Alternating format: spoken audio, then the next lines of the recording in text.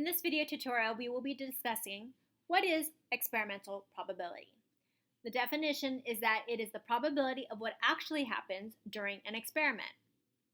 For example, I have a spinner that is divided into 4 equal parts by color: red, blue, green, and yellow. It is spun 100 times and it lands on green 32 times.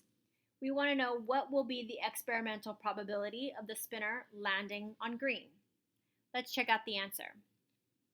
So it will be 32 out of 100, and if you reduce the fraction, it will become 8 out of 25. In this experiment of spinning the spinner, it will actually land on green 32 times out of 100 attempts. So an experimental probability means that you are actually doing that particular experiment.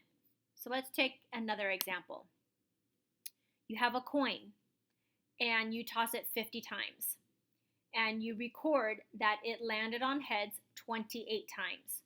We want to know what is the experimental probability of the coin landing on heads. Think about it for a moment. Let's check your answer. So in this experiment of tossing a coin 50 times, it will land on heads 28 times.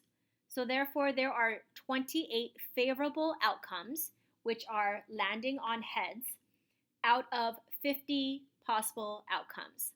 So the experimental probability is 28 out of 50, which simplifies to 14 out of 25.